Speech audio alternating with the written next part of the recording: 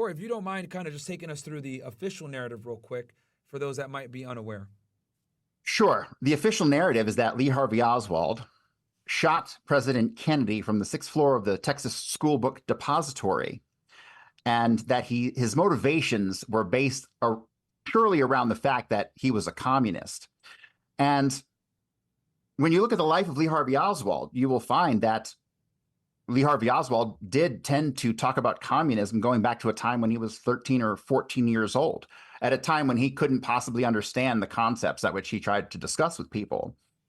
The official story doesn't make any sense, because the major criticism of Kennedy around the world really was that he was soft on communism, and the people most angry with him were people who were considered in the time right-wingers. And so for a extreme left-winger to assassinate Kennedy is a story that doesn't make any sense, that to this very day they keep trying to get us to believe. And one thing that you will find out is that the assassination is far more nuanced than what I consider to be the official conspiracy theory, which is that the CIA killed Kennedy because they wanted to continue the war in Vietnam, and Kennedy was going to end the war in Vietnam. That's the official conspiracy theory, which I promise was disseminated by the CIA, right? So blaming themselves for something for the wrong reason is not outside the depths of their psychological warfare. And one thing that you really need to understand in order to understand Kennedy is what psychological warfare is, because the stories of Kennedy we've been told over the years about Lee Harvey Oswald being a communist and that's why he killed Kennedy, that is propaganda, and propaganda comprises a psychological warfare campaign against us. So as you dig deep into the life of Lee Harvey Oswald, it will inevitably lead you to the suspicions that the forces that created him as a person began long before the assassination, and that while a lot of people like to attribute MK Ultra type mind control to aspects of the Kennedy assassination, there are much simpler explanations that make much more sense. Like, what depths would they go to get a spy into the Soviet Union, right? And that, I find, is the core of the Oswald story. It's a very simple spy story that evolves over time and eventually will be repurposed. Everything kind of outlives its usefulness after a while. And that's where Oswald was. After he had gone to the Soviet Union as ultimately a false defector, most likely under one of two programs, either Red Skin or AE Balcony, which were the primary programs that were operating at the time. Real quick, Corey. Guys, give me ones in the chat if the audio is good. I see in the chat some of you guys are saying the audio is a little bit low. I just turned my audio up. It should be good now. Corey, his audio matters the most. So just make sure you guys give me ones if Corey's audio is good. Mine should be good too, but give me one if both of them are good. Because I really want to make sure that you guys understand what's going on here. Go ahead, chat. Go ahead. FNF chat, Fed Reacts chat.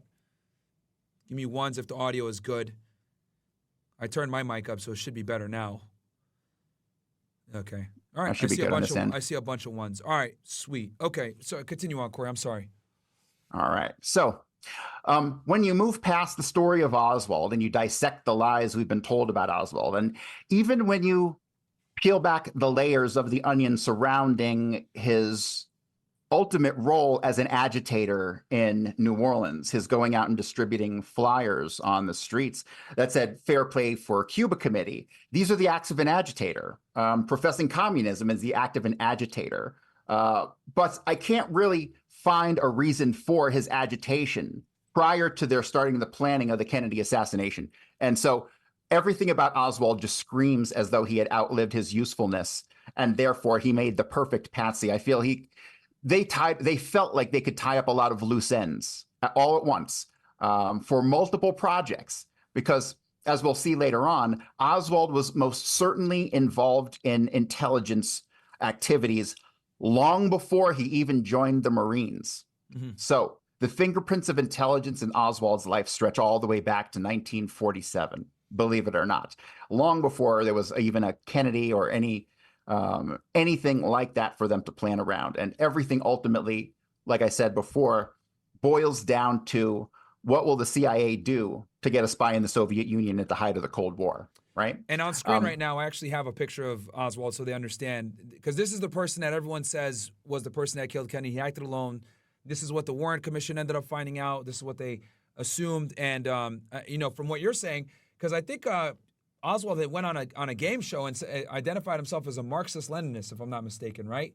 Yeah, he was interviewed on WDSU television shortly after his arrest on August the 9th of 1963. So he's handing out flyers on the street corner in New Orleans that say Fair Play for Cuba Committee. Mm-hmm. However, allegedly, several days prior to that, he had met with a Cuban exile named Carlos Brunier. And allegedly, he goes to Carlos Brunier and tries to offer him his services on how to train Marines, because he was a Marine. He wanted to train troops to do invasions of Cuba and stuff like that.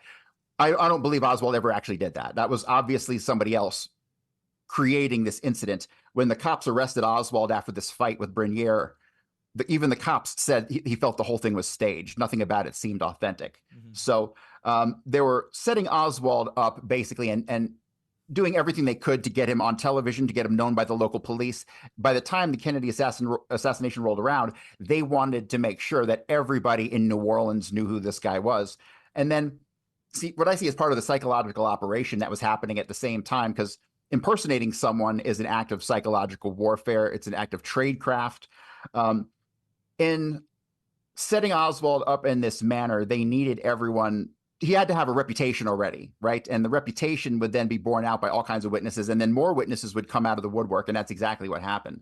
The FBI was overwhelmed with witnesses, and they ultimately ended up discarding a vast majority of the statements that came to them.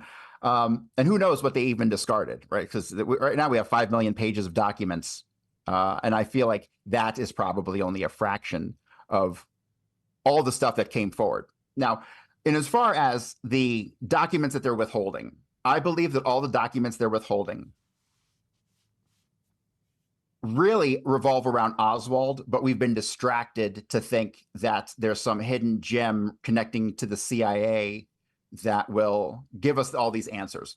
The personnel files in the CIA are really what I'm interested in. I'm interested in personnel files on Ted Shackley, George Joannidis, David Morales, all three guys in Dealey Plaza.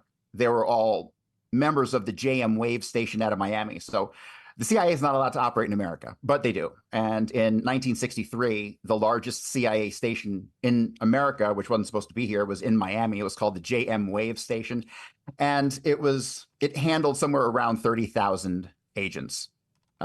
So a lot of the stuff that they're hiding, I think, will revolve around the CIA's activities in America and other covert operations that don't necessarily have to do with Kennedy. And I feel like if they release the few Kennedy documents that are remaining, particularly on David Morales and the personnel files, that will be like opening up Pandora's box, and then they'll have to explain a lot of things that they don't want to have to explain. And so that's what I think the real secret is. Not even that it has to do with the Kennedy assassination, but all those documents will lead to other things that will basically sink the CIA in most people's minds if it hasn't been already. Yeah, and I think a lot of that stuff is uncovered already in Doug Valentine's books. If you're not familiar with Doug Valentine, his books on the CIA he's the world expert on the CIA.